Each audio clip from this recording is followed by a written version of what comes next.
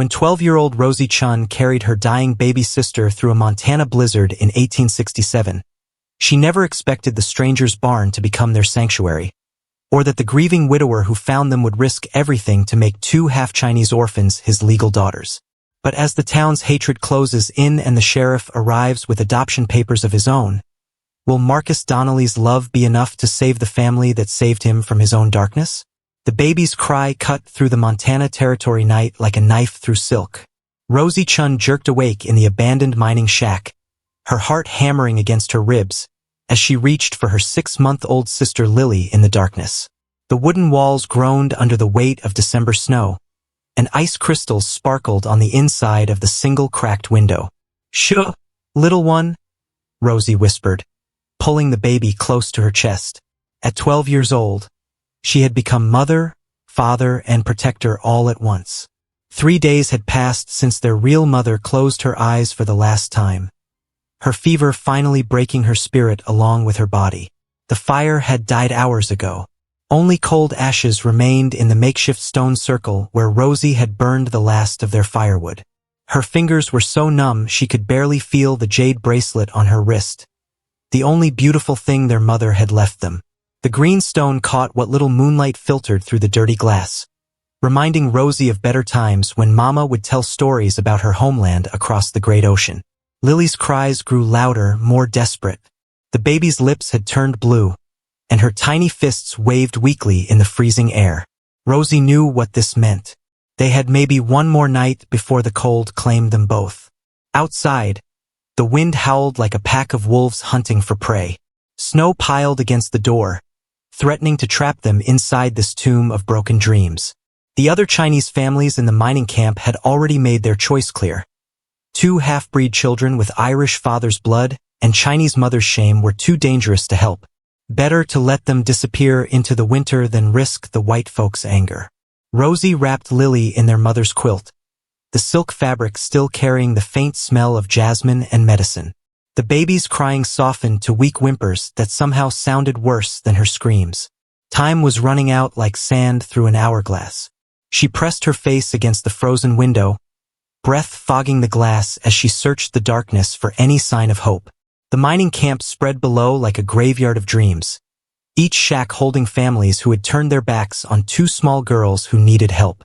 Smoke rose from several chimneys, proof that warmth existed just beyond their reach. But there, across the frozen creek and up the gentle hill, stood something different. A large wooden barn sat next to a small house, both buildings solid and well-built compared to the mining camp's thrown-together shacks. Even in the darkness, Rosie could see the care someone had taken with the construction.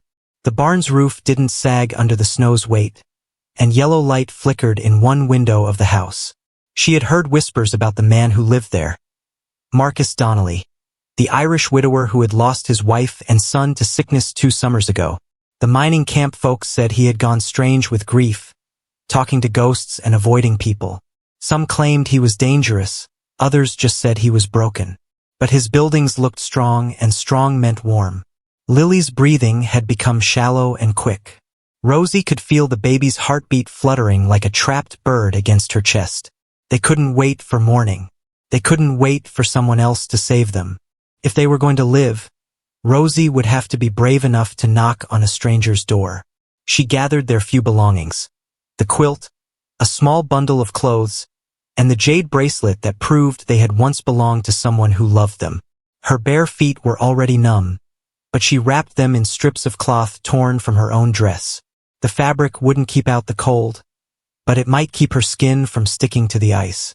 The door fought against her push, snow having piled against it during the night.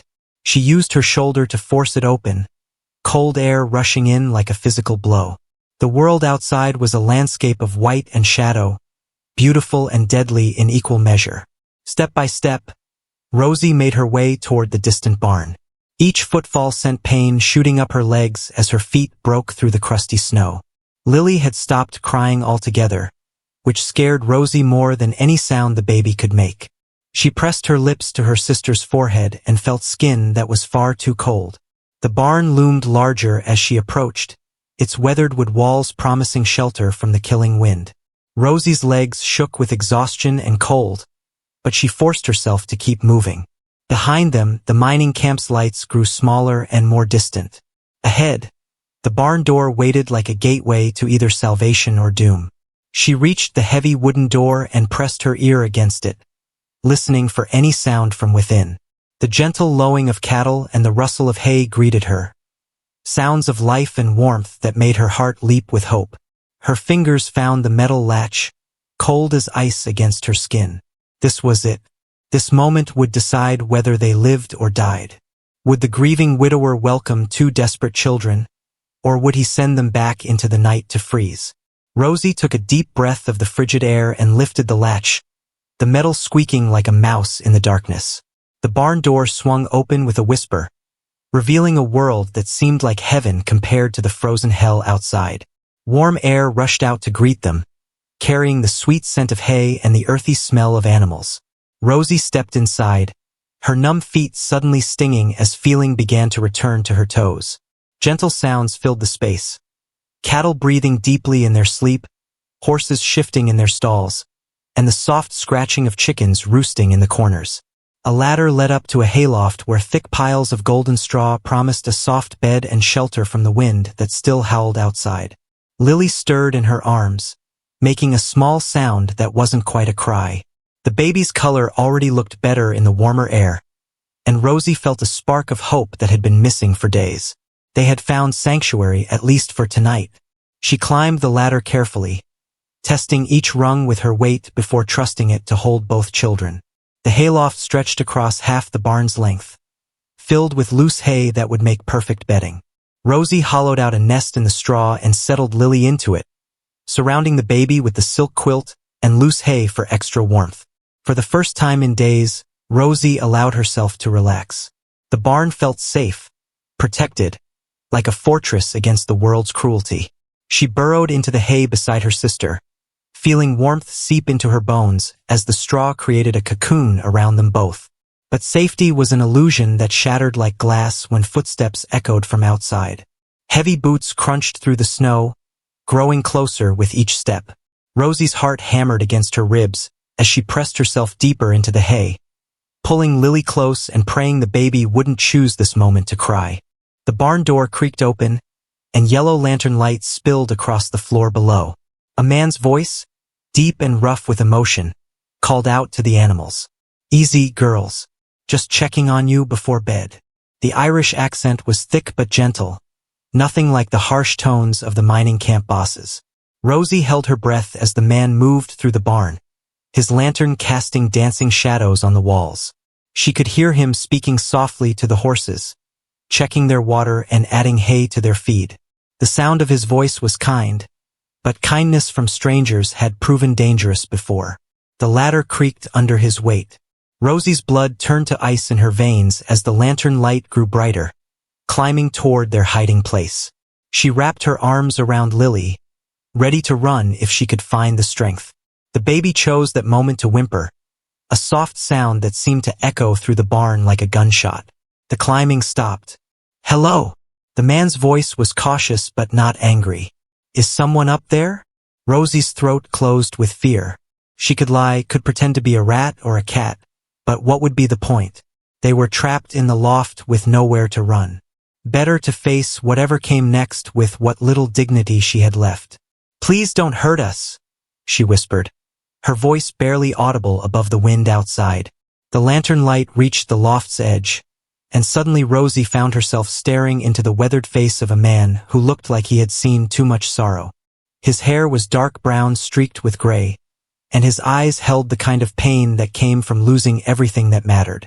Marcus Donnelly stared back at her, his expression shifting from surprise to something that might have been recognition. He took in the sight of a 12-year-old girl holding a baby, both of them clearly half-starved and freezing, and his face softened in a way that gave Rosie the first real hope she had felt in days. "Mother of God," he breathed, his accent making the words sound like a prayer. "How long have you been out there?" "3 days," Rosie answered honestly. "Our mama died, and nobody else would help us." Marcus climbed the rest of the way into the loft, moving slowly like he was approaching a wild animal that might bolt. He set the lantern down carefully and shrugged out of his heavy coat, revealing clothes that were worn but clean. Without a word, he wrapped the coat around both children, the wool still warm from his body. "What are your names?"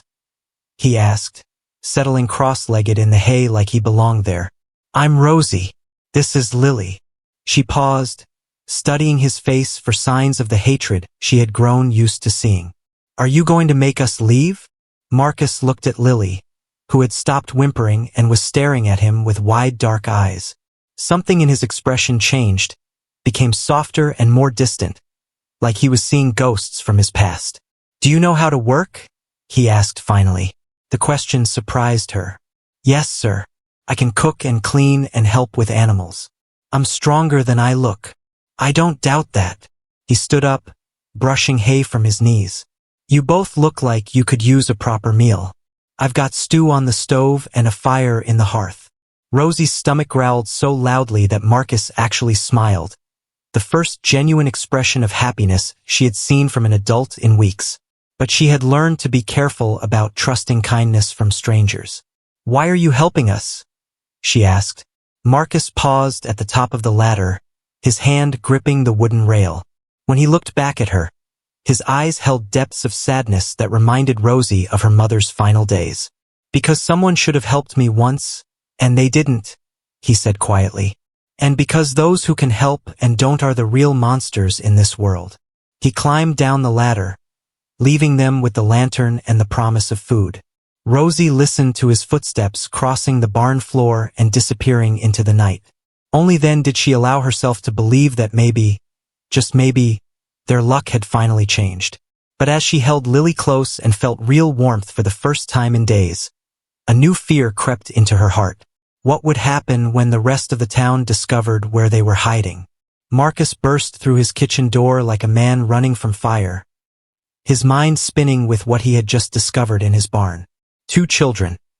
A girl who couldn't be older than his Tommy would have been, and a baby who reminded him painfully of his son's first months of life.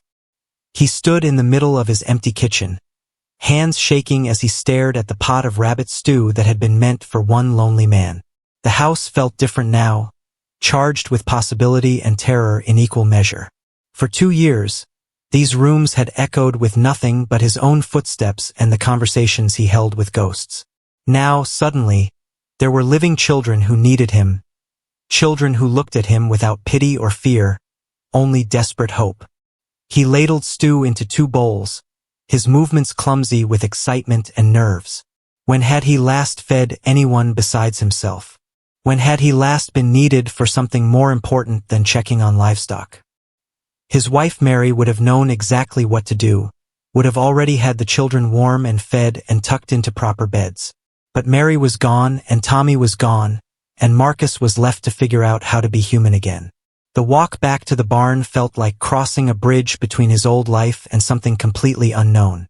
Snow crunched under his boots, and the winter wind cut through his clothes, but he barely noticed the cold. His thoughts raced ahead to the conversation waiting for him in the hayloft. What were their full names? Where had they come from?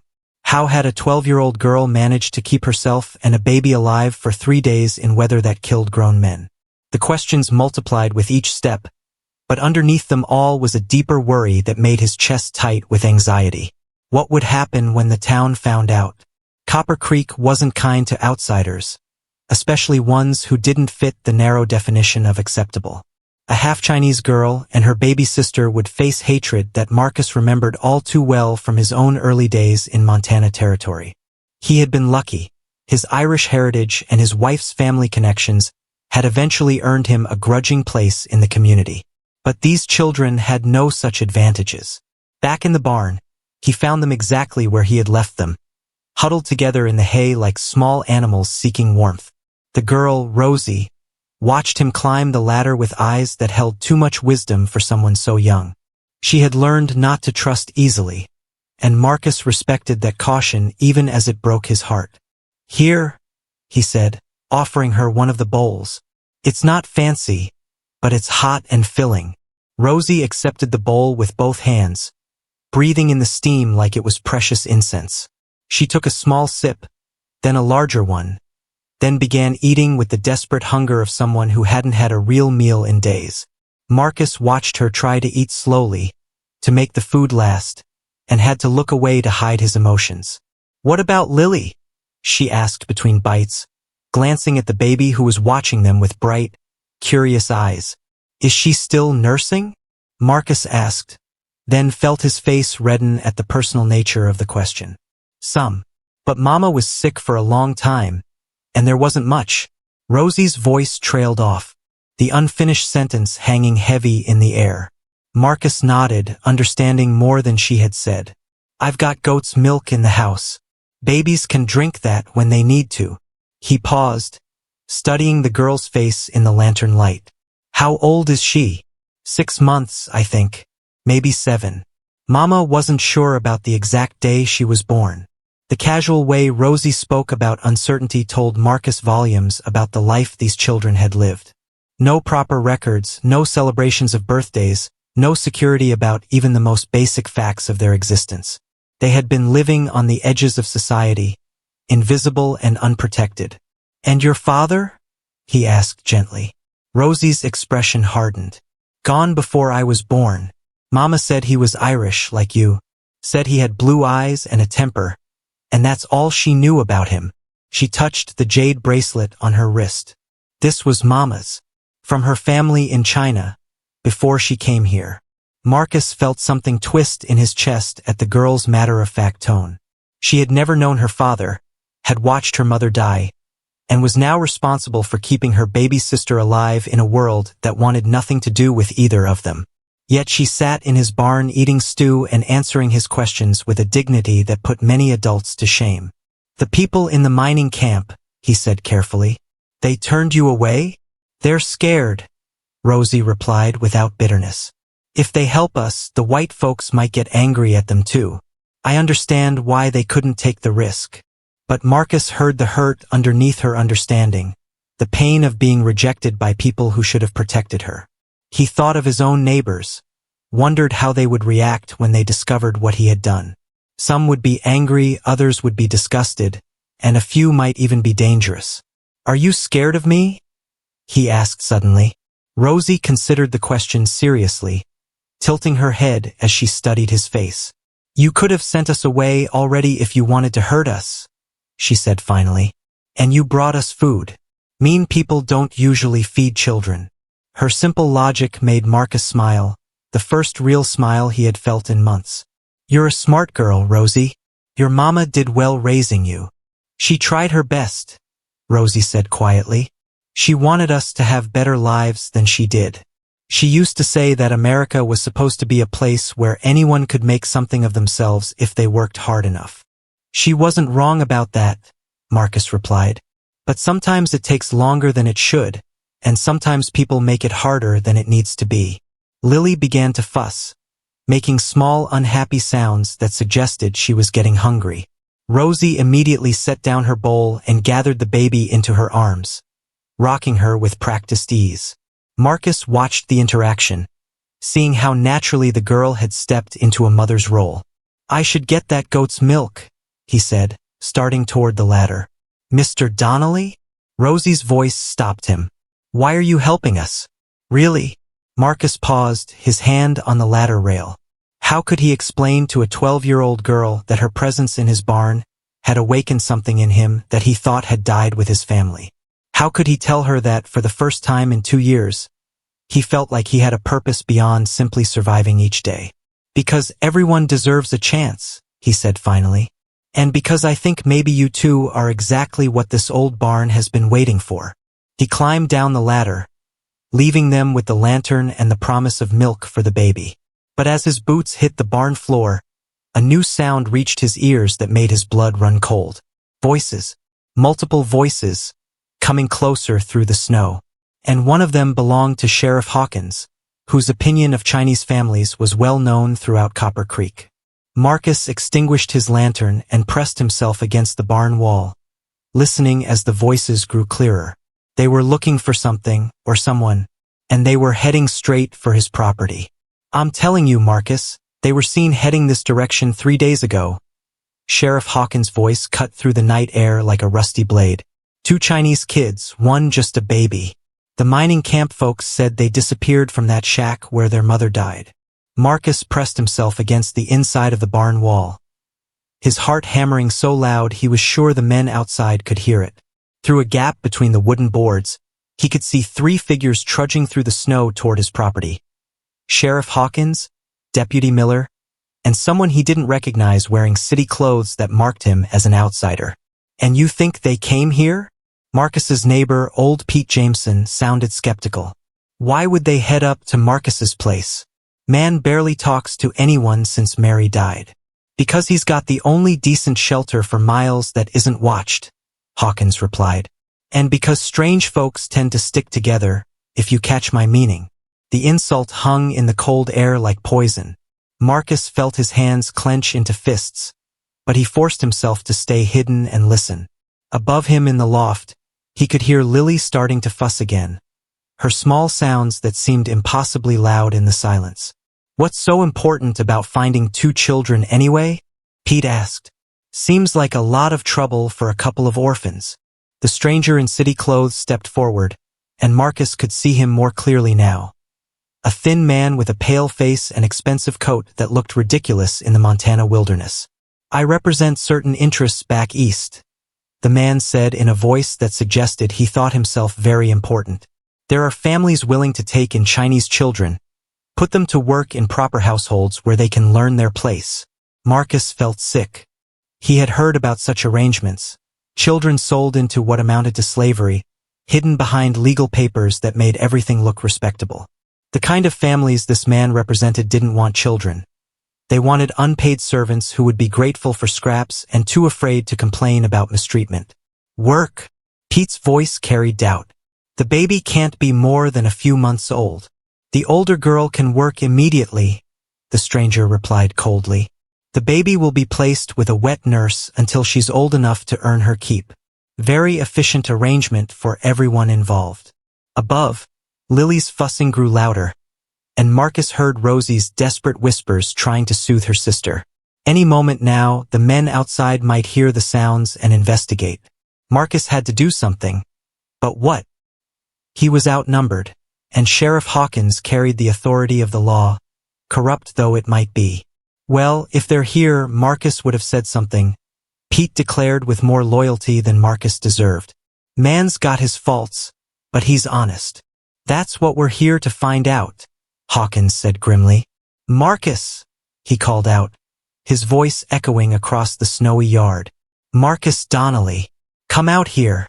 Marcus had no choice now. If he didn't respond, they would search his property anyway, and finding the children in his barn would look like he had been trying to hide something criminal. Better to face them directly and try to throw them off the trail. He slipped out the barn's back door and circled around to approach from the house, as if he had been inside all along. "Sheriff," he called out, trying to sound sleepy and annoyed. "What brings you out on a night like this?" "Looking for some missing children," Hawkins replied, his small eyes studying Marcus's face for signs of deception. "Chinese girl and a baby. Thought you might have seen them." "Can't say I have," Marcus answered honestly. He hadn't seen them before tonight. "Been keeping to myself as usual." The stranger stepped forward, his expensive boots slipping slightly in the snow. "Mr. Donnelly, is it?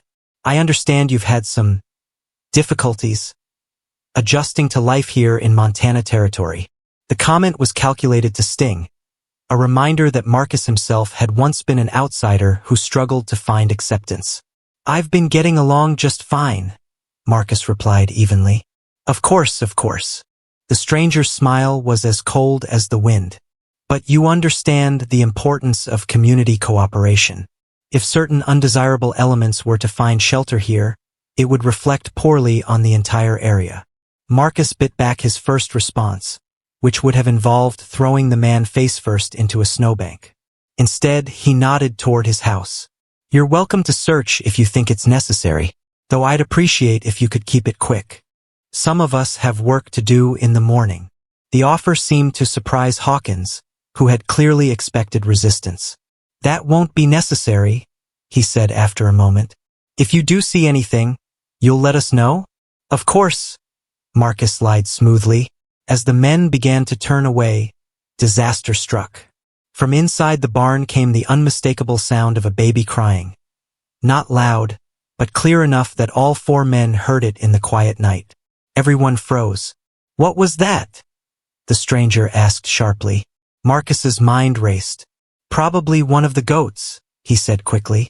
"Had a kid born a few days ago. Makes noise like a human baby sometimes." But Hawkins wasn't fooled. The sheriff had heard enough babies cry to know the difference, and his hand was already moving toward the gun on his hip. "I think we'll take a look in that barn after all, Marcus." "Now wait just a minute." Pete Jameson stepped forward, and Marcus was surprised to see the old man positioning himself between the sheriff and the barn door. "You can't just search a man's property without cause. The cause is that crying." Deputy Miller spoke up for the first time, his young voice nervous but determined to support his boss. "Could be anything," Pete insisted. "Marcus said it was a goat, and I believe him." But the stranger was already pushing past them toward the barn, his city clothes and pale skin making him look like a ghost in the moonlight. "This is taking too long," he declared. "I have authorization to search for those children wherever necessary." Marcus stepped into the man's path, and for a moment they stood face to face in the snow. The stranger was taller but soft, clearly unused to physical confrontation.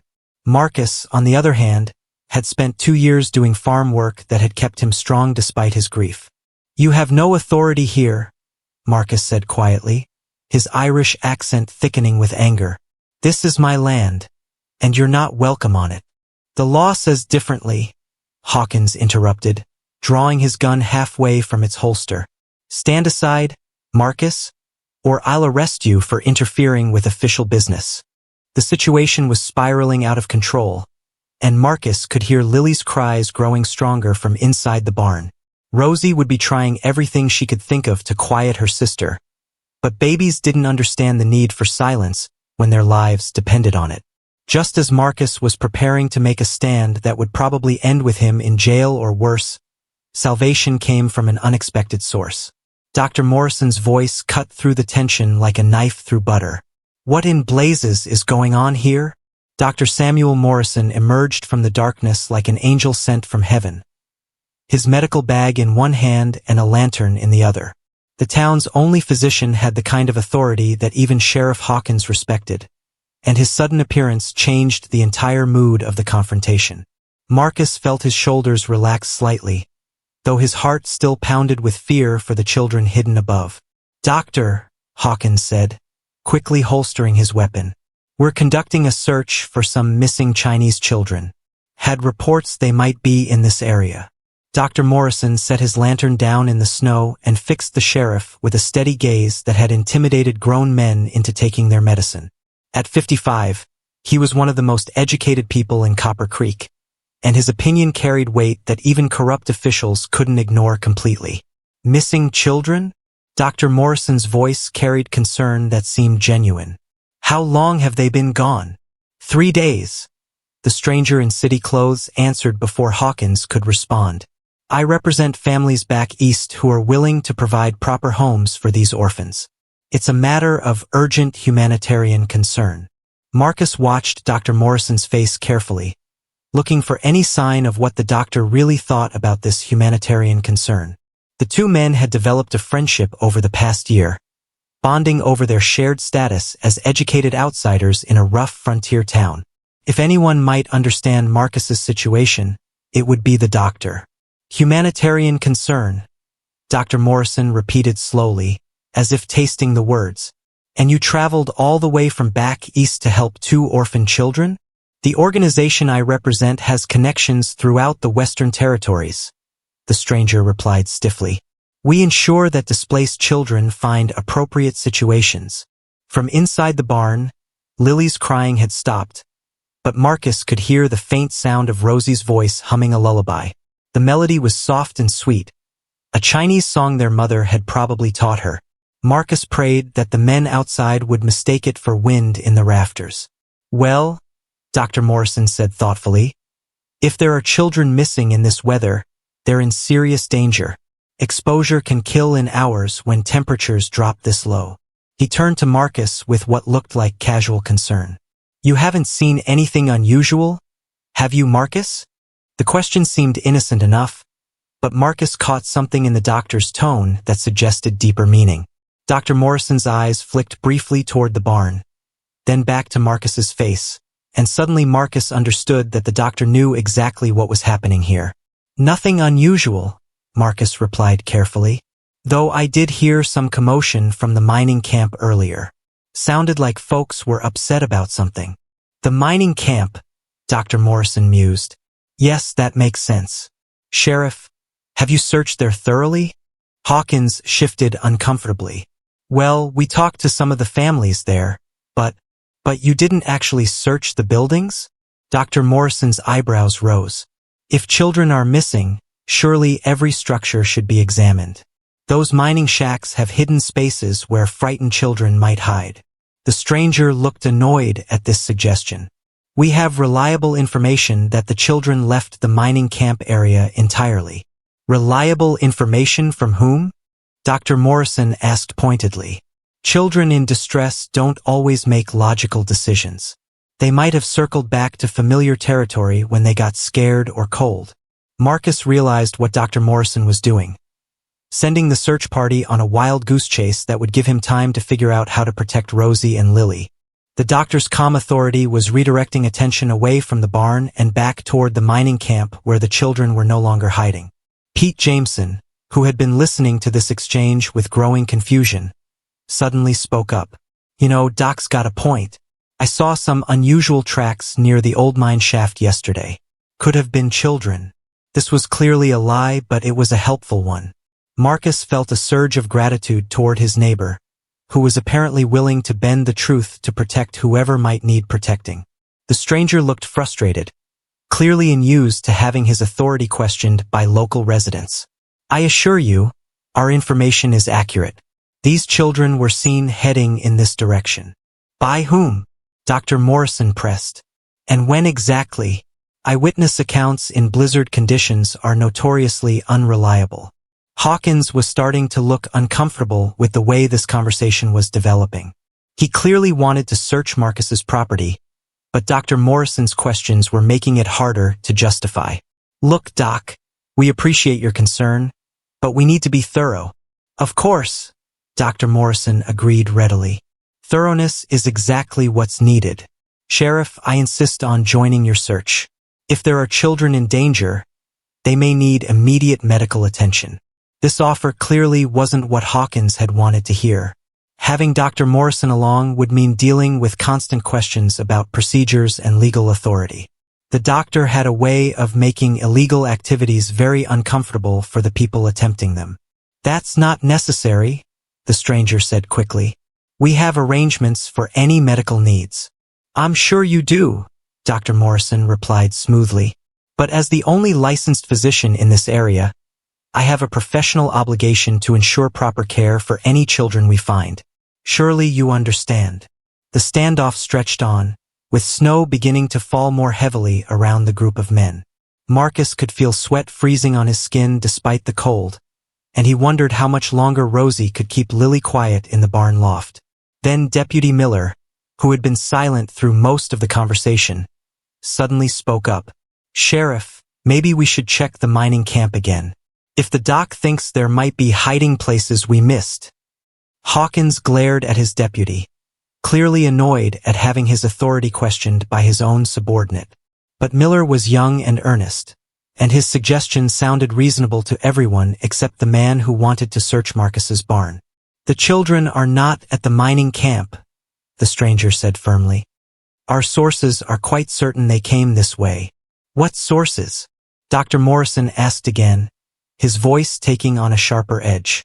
I'm beginning to wonder about the nature of your interest in these particular children. The accusation hung in the air like smoke, and Marcus saw something shift in the stranger's expression. The man's pale face reddened with anger, and his hands clenched into fists inside his expensive gloves. How dare you question my motives? The stranger snapped. I represent legitimate families who want to provide proper homes for unfortunate children. Proper homes, Dr. Morrison repeated. And what exactly would these children be expected to do in these proper homes? The question was like a blade thrust between ribs. Everyone present understood what was really being discussed here, the difference between adoption and something much uglier. The stranger's face went even redder, and he looked around the group as if suddenly realizing that he might have revealed more than he intended. They would be educated and cared for, he said stiffly. Given opportunities they could never have otherwise. Opportunities, Dr. Morrison said thoughtfully. Such as. But before the stranger could answer, a new sound cut through the night that made everyone freeze. From somewhere in the distance came the howl of wolves, long and mournful and far too close for comfort. Marcus felt his blood turn to ice. Wolves meant danger for everyone, but especially for two small children hidden in a barn loft. And if the pack was hunting nearby, it would only be a matter of time before they caught the scent of humans and came investigating. The wolf howl echoed across the snowy landscape like a death song, raising every hair on Marcus's neck and sending ice through his veins. In the barn loft above, he heard the tiniest gasp from Rosie, who understood as well as any frontier child that wolves in winter were nothing to ignore. The pack sounded close, too close, and hungry animals didn't care about human politics or missing children. Wolves? Pete Jameson said unnecessarily, his hand moving instinctively to the rifle slung across his back. Haven't heard them this close to town in months. Sheriff Hawkins looked around nervously, suddenly remembering that there were dangers in Montana territory besides missing Chinese children. How many you think? Hard to say, Dr. Morrison replied, tilting his head to listen. But they sound like they're hunting, not just traveling through. Another howl joined the first, then a third, creating a chorus that seemed to come from multiple directions. Marcus felt his chest tighten with fear that had nothing to do with the men standing in his yard. Wolves were smart hunters, and a pack this size could bring down a full-grown man if they were desperate enough.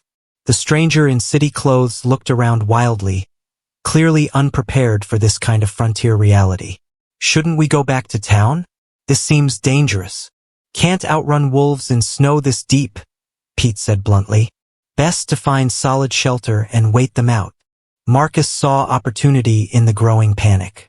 My house is sturdy, he offered. We could all wait inside until the pack moves on. But even as he made the suggestion, his mind was racing with new worries.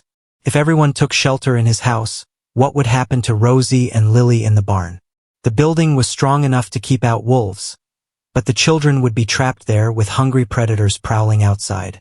The house sounds good, Deputy Miller said quickly, his young voice tight with fear. I vote we get inside before those wolves decide to investigate what's happening over here. Dr. Morrison, however, was studying the barn with thoughtful eyes. Marcus, what about your livestock? Wolves will go after cattle and horses if they can't find easier prey. The observation sent another spike of terror through Marcus's heart. If the wolves attacked his animals, they would certainly smell the children in the loft above. Rosie and Lily would be trapped with nowhere to run, and the sound of the attack would draw the predator's attention upward. Animals should be fine, Marcus said, trying to keep his voice steady. Barns got good strong walls. But Dr. Morrison was still studying the building with concern that seemed too specific for general worry about livestock. Still, might be worth checking on them, making sure everything's secure. The suggestion made Sheriff Hawkins frown. Doc, we don't have time for checking on cattle. Those wolves are getting closer. As if summoned by his words, another series of howls erupted from the darkness, closer than before and definitely moving in their direction. The stranger actually took a step backward, his expensive boots slipping in the snow. We need to get inside, he said urgently. This is ridiculous. We're wasting time on livestock when there are dangerous animals approaching. The man's right, Hawkins agreed. Marcus, let's get inside your house and figure out our next move. But Dr. Morrison held up a hand, his expression suddenly alert. Wait, listen. Everyone fell silent, straining to hear whatever had caught the doctor's attention. At first there was only the wind and the distant sound of wolves, but then Marcus heard it too. A soft thumping sound coming from inside the barn, rhythmic and urgent. One of the horses was kicking at its stall. "Something's got the animals spooked," Dr. Morrison said with authority that brooked no argument. "Marcus, we need to check on them before the wolves arrive. Panicked livestock can hurt themselves trying to break free." Marcus felt trapped between competing disasters. If he refused to check the barn, it would look suspicious. But if he went inside with all these men, they would discover Rosie and Lily immediately. The children's hiding place would be exposed, and there would be nowhere left to run. "I can handle the animals myself," Marcus said desperately. "No need for everyone to crowd into the barn." "Nonsense," Dr. Morrison replied firmly. "If those horses break loose, you'll need help getting them under control.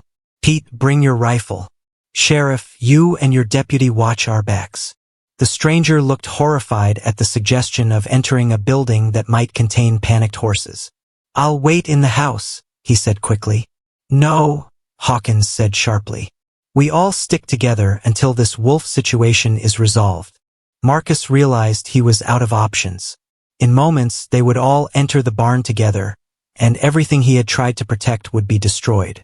Rosie and Lily would be discovered, handed over to the stranger who wanted to sell them into slavery, and Marcus would probably end up in jail for harboring fugitives. But as they approached the barn door, Dr. Morrison fell into step beside Marcus and spoke in a voice so low only he could hear it. "The children are in the loft, aren't they?" Marcus's step faltered, but he forced himself to keep walking. "I don't know what you mean. The babies crying earlier. The girl humming. I've delivered enough babies to know those sounds." Dr. Morrison's voice remained calm and professional. "How long have they been there?" There was no point in lying anymore. "Since tonight." They were freezing to death. "Good man," Dr. Morrison said quietly. "Now listen carefully. When we get inside, I'm going to create a distraction. You get up to that loft and bring those children down to the ground level. We'll hide them in the feed room behind the grain sacks." "Why are you helping me?" Marcus whispered. "Because that stranger isn't here to help anyone," Dr. Morrison replied grimly. "I've seen his type before. Those children would disappear into a system that treats them like property, not people." They reached the barn door, and Marcus's hand trembled as he lifted the latch. Inside, his horses were indeed agitated, stamping and snorting with nervous energy that suggested they could smell the approaching wolves. The sound would provide good cover for moving the children, if Dr. Morrison's plan worked. "Everyone stay calm," Dr. Morrison announced as they entered the barn. "Frightened horses can be dangerous, but they're more scared than we are." Sheriff Hawkins and Deputy Miller positioned themselves near the door, rifles ready, while the stranger huddled against the wall looking like he regretted every decision that had brought him to Montana territory. Marcus moved toward the ladder leading to the loft, his heart hammering so hard he was sure everyone could hear it. That's when Dr. Morrison put his plan into action. "Sheriff!" the doctor shouted suddenly, pointing toward the back of the barn. "I saw movement back there. Could be wolves trying to find a way in." The diversion worked perfectly. Hawkins and Miller rushed toward the back of the barn, the stranger following reluctantly behind them. In the chaos of the moment, Marcus scrambled up the ladder to where Rosie was waiting with wide, terrified eyes. "We have to move," Marcus whispered urgently. "There are wolves outside, and men down there who want to take you away. But Dr. Morrison is going to help us." Rosie gathered Lily without question, understanding that this was life or death. Together, they climbed down the ladder while the men at the back of the barn searched for non-existent wolves. Dr. Morrison guided them quickly to the feed room, a small space behind the main area where grain sacks could provide hiding places. "Stay here and stay quiet," Dr. Morrison whispered as Marcus helped arrange the sacks to conceal the children. "No matter what happens, don't come out until I come for you personally." Just as they finished hiding Rosie and Lily, another wolf howl split the night air, so close this time that it seemed to be right outside the barn walls. And this time, it was answered by snarls and growls that meant the pack had found something to hunt. The wolves struck Marcus's chickens like lightning hitting dry wood, their snarls and the terrified squawking of birds creating chaos that drowned out all other sounds. Through the barn walls, Everyone could hear the savage attack happening just yards away. Feathers flying, claws scraping against wood, and the kind of wild feeding frenzy that made grown men grateful for solid walls between them and the hunters. Jesus and Mary, Pete Jameson breathed, gripping his rifle so tightly his knuckles went white. They're right outside. Sheriff Hawkins pressed himself against the barn wall, his own weapon drawn but useless against enemies they couldn't see. The stranger had gone completely pale, his expensive city clothes making him look like a ghost in the lantern light. Deputy Miller kept swinging his rifle toward different sounds, jumping at every new noise from the feeding pack. But Dr. Morrison remained calm, moving with steady purpose to check the barn's security. Doors barred solid, he announced. Windows are too high and small for wolves to use. We're safe in here as long as we don't do anything stupid. Marcus tried to focus on the doctor's reassuring words, but his mind kept racing to the feed room where Rosie and Lily were hidden behind grain sacks. The baby had been so quiet since they moved her. Too quiet. Was she sick? Scared? Had something happened when they relocated her so quickly? The wolf pack's attack on the chickens reached a crescendo of violence, then gradually began to quiet as the predators satisfied their immediate hunger. But everyone in the barn knew this was just the beginning. Wolves that had tasted easy prey wouldn't leave until they had explored every possibility for more food. How long do these attacks usually last? The stranger asked, his voice shaking almost as much as his hands. Depends on how hungry they are, Pete replied grimly. Could be hours. Could be all night. The words hit Marcus like a physical blow. Hours trapped in this barn with men who wanted to steal the children he was protecting? How long could two small girls remain hidden behind grain sacks without being discovered? And what would happen when Lily inevitably started crying again? A new sound joined the wolves' growling, the nervous whinnying of horses in the stalls below the loft.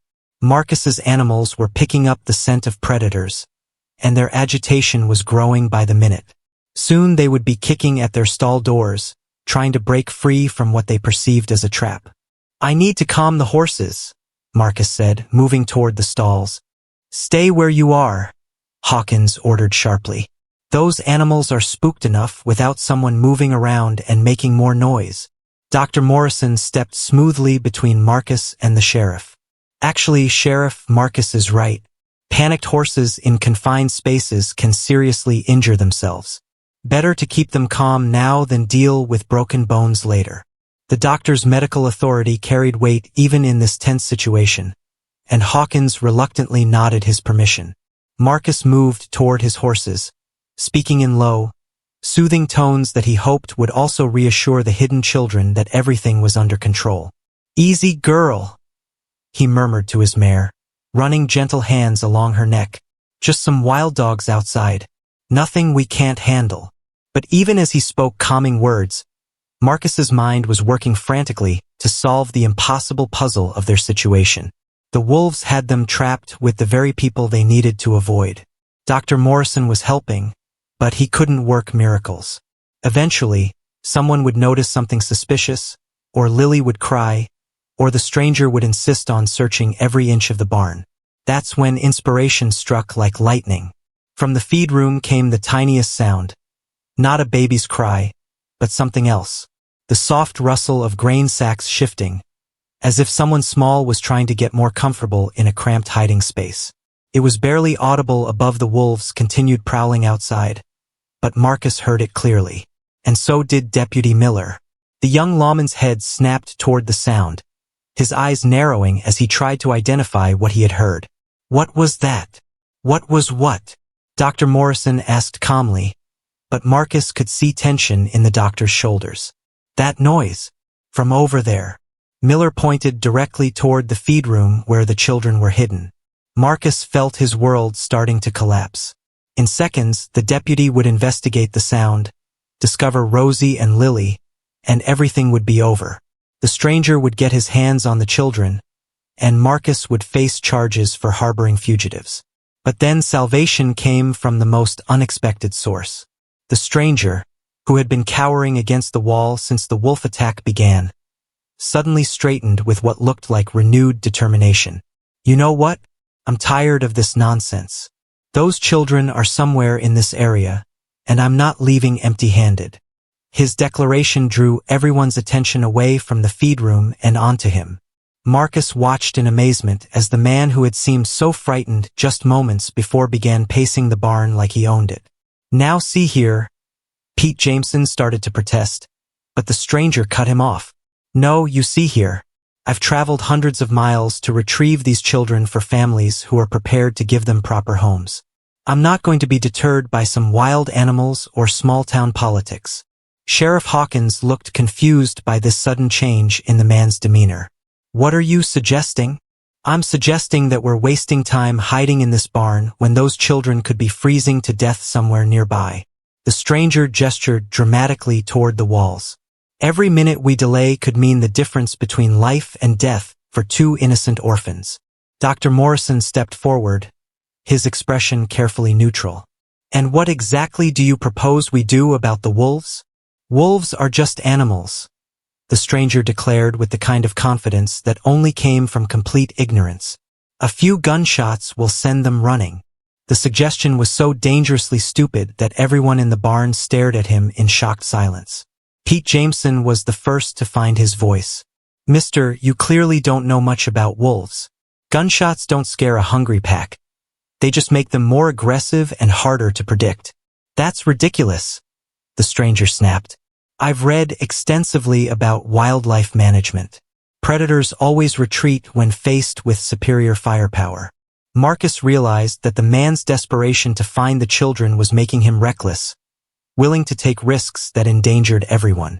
But that recklessness might also provide the distraction needed to keep attention away from the feed room.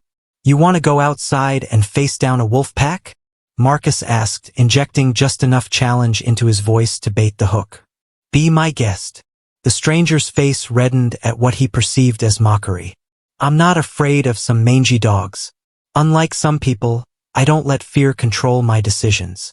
Dr. Morrison exchanged a quick glance with Marcus, understanding immediately what was happening. The stranger's pride was being used against him, goading him into a confrontation that would remove him from the barn entirely. "Well then," Dr. Morrison said smoothly, "if you're determined to continue the search, perhaps you should lead the way. Show us how it's done." The challenge hung in the air like smoke, and Marcus could see the stranger realizing he had backed himself into a corner. He had claimed to be brave, declared that wolves were no threat, and now faced the prospect of proving his words with actions. Outside, the pack had finished with the chickens and was moving closer to the barn, their heavy paws crunching through snow as they investigated this new source of interesting smells. Low growls suggested they were still hunting, still dangerous, still very much a threat to anyone foolish enough to venture into the night. The stranger looked toward the barn door, his earlier confidence evaporating like morning mist. The sound of claws scraping against the barn door made everyone freeze like statues carved from ice. Long, deliberate scratches echoed through the wooden building as something large tested the strength of their only barrier between safety and the hunting pack outside. The stranger's face went from red to white in the space of a heartbeat, all his bold talk about superior firepower suddenly forgotten.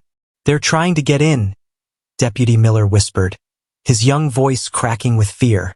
Through gaps in the wooden planks, yellow eyes glinted in the darkness. At least 3 wolves, maybe more, circling the barn with the patient intelligence that made them such effective hunters. Marcus pressed his ear against the wall and heard the soft padding of paws as the pack spread out to surround the building completely. "How many do you count?" Sheriff Hawkins asked Dr. Morrison, who was peering through a knothole near the window. "Hard to say in this light," the doctor replied calmly. "But I can see movement on at least 3 sides of the barn. They're not just passing through. They're settling in for a siege." The word siege hit Marcus like a punch to the stomach. Hours trapped in this barn with these men, while Rosie and Lily remained hidden behind grain sacks that wouldn't conceal them forever. The baby would need feeding soon, and 12-year-old girls couldn't stay perfectly still indefinitely. Discovery was inevitable unless something changed dramatically. But then Dr. Morrison did something that surprised everyone in the barn. "You know," the doctor said thoughtfully, stroking his beard as if contemplating a medical diagnosis, This might actually work in our favor. How do you figure that? Pete Jameson asked, clearly thinking the doctor had lost his mind. Well, if we're trapped here until the wolves move on, it gives us time to really search this barn thoroughly. Dr. Morrison's eyes found Marcus's across the lantern-lit space. Make sure we haven't missed anything important. The suggestion sent ice through Marcus's veins, but he forced his expression to remain neutral. Dr. Morrison was playing some kind of game, but Marcus couldn't figure out the rules or the objective. That's an excellent idea, the stranger said, his confidence returning now that someone else was suggesting bold action. We should examine every inch of this building. Absolutely, Dr. Morrison agreed, starting with the most obvious places someone might hide. Marcus watched in growing horror as Dr. Morrison began moving around the barn, pointing out potential hiding spots with the same methodical precision he used to examine patients. The hayloft, the empty stalls, the spaces behind equipment. Every suggestion brought the search closer to the feed room where 2 small lives depended on remaining invisible. What about over there? The stranger asked, pointing directly toward the grain storage area. Ah, yes, Dr. Morrison nodded approvingly. Excellent observation. That's exactly the kind of place frightened children might choose to hide. Marcus felt his world collapsing as Dr. Morrison led the group toward the feed room. In moments, they would discover Rosie and Lily, and everything he had tried to protect would be destroyed. But just as the doctor reached for the first grain sack, another sound stopped everyone in their tracks. A human voice, calling from outside the barn. Hello, anyone in there? I need help. The voice was female, desperate, and completely unexpected. Everyone in the barn looked at each other in confusion, trying to understand how anyone could be outside with a wolf pack prowling the area. That's a woman, Deputy Miller said unnecessarily. Sounds young, Pete added, moving toward the door despite the obvious danger. Sheriff Hawkins grabbed Pete's arm. Don't even think about opening that door. Could be a trick. But Dr. Morrison was already at the door, pressing his ear against the wood to listen more carefully. Hello, he called out. Where are you? Near the house, came the reply. I'm hurt. Please help me. The plea for medical assistance immediately changed Dr. Morrison's entire demeanor. His professional instincts overrode every other consideration, including the danger posed by the wolves outside. I have to go to her, he declared, reaching for the door latch. Doc, no. Marcus grabbed the doctor's arm. Those wolves will tear you apart before you take 3 steps. Then we'll drive them off, Dr. Morrison replied grimly. Sheriff, I need you and your men to provide covering fire while I reach that woman. Are you insane? The stranger protested. We're not risking our lives for some random person who was stupid enough to be outside during a wolf attack. Dr. Morrison turned on the stranger with an expression that could have frozen the flames of hell. That random person is a human being in distress, which makes helping her a moral obligation. If you have a problem with that, you're welcome to stay here and continue searching grain sacks. The sarcasm in the doctor's voice was sharp enough to cut glass, and Marcus suddenly realized what was happening. Dr. Morrison was creating a situation that would force most of the men to leave the barn, giving Marcus an opportunity to relocate the children to better hiding spots. I'll go with you, Marcus said quickly. You'll need help if she's badly injured. So will I, Pete added, loyalty overriding common sense. Sheriff Hawkins looked torn between duty and self-preservation. This is madness. We should wait for the wolves to move on. By then, that woman could be dead, Dr. Morrison replied firmly. Sheriff, I'm going out there with or without your help. But if I die because you refuse to provide backup, how will that look when you report to your superiors? The threat was subtle but effective. Hawkins's political instincts warred with his survival instincts, and politics won. Fine, but we do this smart. Coordinated gunfire to scatter the pack, then quick movement to the house. Only the stranger and Deputy Miller would remain in the barn, still dangerous but better odds than facing the entire group. Marcus caught Dr. Morrison's eye and nodded slightly, understanding that this was his chance to move Rosie and Lily to safety. Ready, Dr. Morrison asked, his hand on the door latch. Ready, Hawkins confirmed, his rifle aimed at the door. On 3. 1, 2, 3. The barn door swung open, and immediately the night erupted with gunfire and wolf snarls. Marcus saw yellow eyes reflecting muzzle flashes as the pack scattered under the assault, disappearing into the darkness like shadows fleeing from light. Dr. Morrison sprinted toward the house with Marcus and Pete flanking him, their boots slipping in the snow as they ran across the exposed yard. Behind them, the barn door slammed shut again, leaving Deputy Miller and the stranger alone with the hidden children. But as they reached the house and began searching for the injured woman who had called for help, Marcus realized something that made his blood run cold. There was no one there. No injured woman, no footprints in the snow, no sign that anyone had been near the house at all. Dr. Morrison met his eyes in the darkness, and Marcus saw his own realization reflected there. The voice calling for help had come from inside the barn. It had been Rosie, disguising her voice and creating a diversion to draw the men away from her hiding place. A 12-year-old girl had just outmaneuvered a sheriff, a deputy, and a man from back east, buying herself and her baby sister precious time to find a better hiding spot. But now Marcus, Dr. Morrison, and Pete were trapped outside with wolves prowling nearby, while the two most dangerous men remained in the barn with two small children who had just revealed their presence to anyone smart enough to figure out what had really happened. And Deputy Miller, Marcus realized with growing dread, was smarter than he looked. Inside the barn, Deputy Miller's eyes gleamed with the satisfaction of a hunter who had finally cornered his prey. The young lawman stood perfectly still, listening to the silence that had followed the gunshots and shouting outside, his head tilted like a wolf tracking scent. He knew exactly what had happened. The voice calling for help had come from inside the barn, not outside, and that meant the missing children were hidden somewhere within these walls. Well, Miller said softly, his boyish face wearing a smile that didn't reach his eyes. That was a very clever trick. The stranger looked confused, still rattled by the sudden departure of the other men. What trick? What are you talking about? The voice calling for help? Miller explained patiently, as if speaking to a child. It came from in here, not outside. Someone in this barn was smart enough to create a diversion to get most of the searchers out of the way. Understanding dawned on the stranger's pale face, followed immediately by excitement that made him look like a child who had just found hidden treasure. You mean the children are actually here? In this barn? Oh, they're here all right, Miller confirmed, drawing his pistol with the casual confidence of someone who had just gained the upper hand. And now it's just you, me, and them. Much better odds for a quiet conversation. Behind the grain sacks in the feed room, Rosie pressed her hand over Lily's mouth to muffle any sound the baby might make. Her heart hammered against her ribs as she listened to the deputy's words, realizing that her desperate attempt to help had actually made things worse. Now the most dangerous men knew she was here, and the people who might have protected her were trapped outside with wolves. Come out! Come out!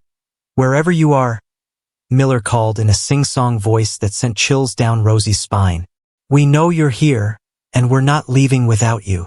The stranger began moving eagerly around the barn, checking behind every piece of equipment with the enthusiasm of someone who could already smell victory. They could be anywhere. Should we search systematically or— No need to rush, Miller interrupted, his voice carrying the confidence of a cat playing with mice. They're children, not soldiers. Scared, tired, probably hungry. They'll make a mistake eventually, and when they do, we'll be ready. But Miller had underestimated his quarry. Rosie had spent 3 days keeping herself and her baby sister alive in conditions that would have killed grown men. She had faced rejection, starvation, and freezing cold with nothing but her wits and determination.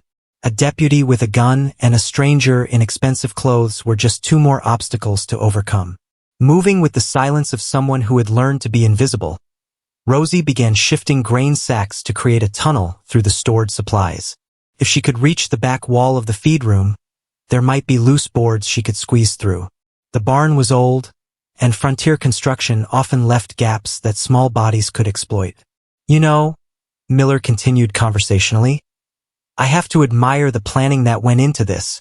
Getting the doctor and the others out of the barn was really quite clever. But it won't work for long. They'll figure out there's no injured woman and come back. The stranger paused in his searching. How long do we have? Not long, Miller admitted. Which means we need to speed things up.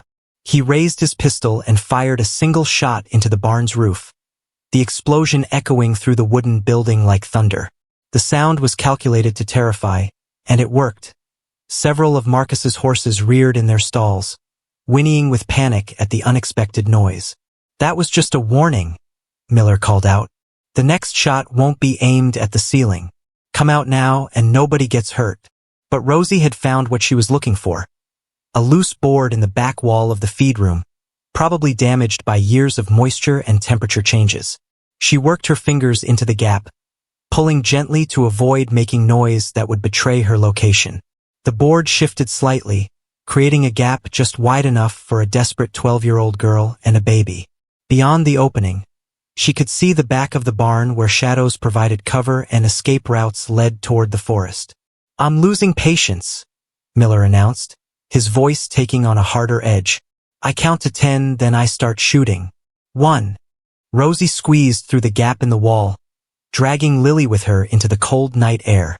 Snow immediately bit at her exposed skin, but freedom was worth any amount of discomfort. She found herself behind the barn, sheltered from the wind but dangerously exposed to the wolves that were still prowling the area. 2. 3. Moving as quietly as possible, Rosie began working her way around the barn toward the house where Marcus and the others had gone. The snow was deeper here, making each step a struggle, but she forced herself to keep moving. Behind her, she could hear Miller's countdown continuing, each number bringing her closer to discovery. 7, 8. She reached the corner of the barn just as Miller shouted, 10, followed immediately by another gunshot that sent more of the horses into panic. But by then, Rosie was already crossing the open ground toward the house, praying that the wolves were too distracted by the commotion to notice two small figures moving through their hunting territory. That's when she saw the yellow eyes watching her from the edge of the forest. A massive wolf stepped out of the tree line, its gray coat almost invisible against the winter landscape. The predator's head was low, ears forward, studying Rosie and Lily with the calculating intelligence of a hunter deciding whether they were worth the effort. Rosie froze, remembering her mother's warnings about wild animals. Don't run, don't scream, don't make sudden movements. Wolves were more likely to attack if they thought you were prey trying to escape. Instead, she made herself as tall as possible and stared directly at the wolf, projecting confidence she didn't feel. The standoff lasted only seconds, but it felt like hours. The wolf's yellow eyes met hers across the snowy yard, two predators evaluating each other's threat level. Then, perhaps deciding that a girl carrying a baby wasn't worth the risk of confronting humans with guns, the wolf melted back into the forest like smoke. Rosie didn't wait to see if it would change its mind. She ran the remaining distance to the house, her feet slipping in the snow but her determination carrying her forward. Behind her, more gunshots echoed from the barn as Miller continued his search, unaware that his quarry had already escaped. She reached the house just as Marcus, Dr. Morrison, and Pete emerged from behind the building, their faces grim with the realization that they had been tricked. "Rosie," Marcus breathed, his expression shifting from confusion to relief to terror in the space of a heartbeat. What are you doing out here?" "They know we're in the barn," Rosie gasped, her words coming in short bursts as she fought to catch her breath. "The deputy figured it out. He's shooting at things, trying to scare us." Dr. Morrison knelt beside her, his medical training taking over as he checked both children for injuries. "Are you hurt? Is the baby all right?" "We're fine," Rosie assured him. "But they're going to keep searching until they find us. And that man from back east, he wants to take us to families that will make us work like slaves." The words hit Marcus like physical blows. Everything he had feared was coming true. The children he had tried to protect were in immediate danger, and the people sworn to uphold the law were the ones threatening them. "Not if I have anything to say about it," Marcus growled, his Irish temper finally overriding his caution. But before anyone could stop him, Marcus was already striding back toward the barn. His hands clenched into fists and his face, set with the kind of determination that had carried his ancestors through centuries of oppression and struggle. Dr. Morrison grabbed Pete's arm. "We have to stop him before he does something that gets everyone killed." But Pete was already shaking his head, a grim smile spreading across his weathered face. "Doc, I've known Marcus Donnelly for 3 years. When he gets that look in his eyes, ain't nobody stopping him from doing what he thinks is right." Inside the barn, Deputy Miller and the stranger were about to discover that sometimes the most dangerous man in a fight is the one who has nothing left to lose. Marcus burst through the barn door like a man possessed, his eyes blazing with fury that had been building for 2 years of grief and loneliness. Deputy Miller spun around, gun drawn, but stopped short when he saw the expression on Marcus's face. The cold rage of someone who had finally found a cause worth fighting for. Consequences be damned. "Where are they?" Marcus demanded, his Irish accent thick with emotion. "Where are the children you've been terrorizing?" Miller kept his pistol trained on Marcus but took a step backward, suddenly uncertain about his position of authority. The stranger pressed himself against the barn wall, his expensive clothes offering no protection against the violence crackling in the air like electricity before a storm. "Now calm down, Marcus," Miller said, trying to project authority he didn't feel. "We're just doing our job here." "Your job?" Marcus laughed, but there was no humor in the sound. "Your job is to protect children, not hunt them down like animals for some Eastern vulture who wants to sell them into slavery." The accusation hit the stranger like a slap across the face. "How dare you? I represent legitimate families who—" "You represent nothing but greed and human misery." Marcus cut him off, taking another step forward despite the gun pointed at his chest. "I've seen your type before back in Ireland. Rich men who think poor children are property to be bought and sold." Dr. Morrison and Pete appeared in the doorway behind Marcus, both men armed and ready to back their friend's play. The odds had shifted dramatically, and Miller was beginning to realize that his badge might not be enough to protect him if this situation escalated to violence. "Everyone just stay calm," Dr. Morrison said in his most authoritative medical voice. "Let's discuss this like civilized people." "There's nothing to discuss," the stranger snapped, his fear making him reckless. "Those children belong to families who can properly care for them. This man has no legal right to interfere." "Legal right?" Pete Jameson stepped forward, his rifle held casually but ready for use. "What legal right do you have to steal children from someone who's been caring for them?" "I'm not stealing anyone," the stranger protested. "I'm rescuing them from an unsuitable situation." "Unsuitable?" Marcus's voice dropped to a dangerous whisper. "You mean unsuitable because they're being loved instead of worked to death? Because they're being treated like children instead of unpaid servants?" The confrontation was spiraling toward violence when a new voice cut through the tension like a knife through silk. "Stop!" Everyone turned to see Rosie standing in the barn doorway, holding Lily in her arms with a dignity that belonged on someone 3 times her age. Despite everything she had been through, the cold, the hunger, the fear, the desperate flight from predators both human and animal, she stood straight and proud, meeting each man's gaze without flinching. "Stop fighting about us like we're not here," she continued, her young voice carrying an authority that silenced grown men. "Like we don't get a say in what happens to our own lives." The stranger found his voice first. "Children don't get to choose." "I'm not just a child," Rosie interrupted firmly. "I'm Lily's sister, her protector, and the only family she has left. And I choose to stay with Mr. Donnelly. You don't understand the opportunities we're offering." The stranger tried again, his tone becoming wheedling. "Education, proper clothes, regular meals. In exchange for what?" Rosie asked pointedly. "What would we have to do to earn these wonderful opportunities?"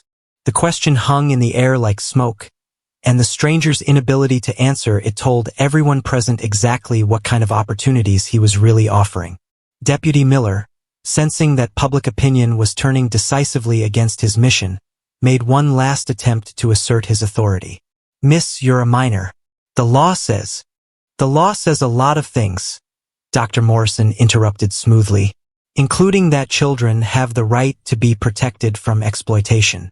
And as the only licensed physician in this area, I'm prepared to testify that these children are receiving excellent care from Mr. Donnelly. You can't just decide, Miller began. Actually, I can, Dr. Morrison continued. Territorial law allows for emergency custody arrangements when children are in immediate danger. And I'd say being hunted by men with guns definitely qualifies as immediate danger. Marcus stepped forward, his anger transforming into something more focused and determined. Deputy, you have a choice to make. You can try to take these children by force, which means fighting me, Pete, and Dr. Morrison. Or you can accept that maybe your orders aren't as legal as you thought they were. Miller looked around the barn, taking in the faces of 3 armed men who were clearly prepared to fight for the children's safety. His political instincts told him that this situation had gone far beyond what his superiors would want him to handle with violence. This isn't over, he said finally, holstering his weapon. There will be questions, official inquiries. Let them come, Marcus replied calmly. I'm not hiding anything anymore. The stranger made one final desperate attempt. You're making a terrible mistake. These children could have real futures, proper educations. They'll have both right here, Marcus said firmly. I may not be rich, but I can read and write and do arithmetic. I can teach them what they need to know. And I can help with their education, Dr. Morrison added. Between the two of us, they'll receive a better foundation than most children in this territory. Rosie looked up at Marcus with eyes that shimmered with unshed tears of gratitude. You really want us to stay? Both of us? I really want you to stay, Marcus confirmed, kneeling down to meet her at eye level. If you'll have a grumpy old Irishman who talks to ghosts and burns more meals than he cooks. For the first time since her mother's death, Rosie smiled, really smiled, with joy that came from the bottom of her heart. We'd like that very much, Mr. Donnelly. Just Marcus, he corrected gently. Family doesn't need to be so formal. The word family seemed to echo through the barn, transforming the space from a place of hiding and fear into something that felt like the beginning of home. Even the horses seemed to sense the change, settling down from their earlier panic into peaceful contentment. Deputy Miller and the stranger left without another word, their footsteps crunching through the snow as they headed back toward town. Behind them, they left a barn that had become something more than a shelter. It had become the birthplace of a family that chose love over law, compassion over convention. Dr. Morrison clapped Marcus on the shoulder. You realize this means you're going to have your hands full. 2 children, a ranch to run, and probably half the territory talking about your business. Let them talk, Marcus replied, watching as Rosie showed Lily the gentle horses in their stalls. I've got more important things to worry about now. Outside, the wolves had moved on to easier hunting grounds, leaving behind only tracks in the snow and the memory of a night when ordinary people had chosen to do extraordinary things. But inside the barn, 3 people who had found each other against all odds were beginning to discover what it meant to be a family. Not because of blood or law or social convention, but because sometimes the best families are the ones we choose for ourselves. The jade bracelet on Rosie's wrist caught the lantern light, a reminder of the mother who had given her life and the new father who had given her hope.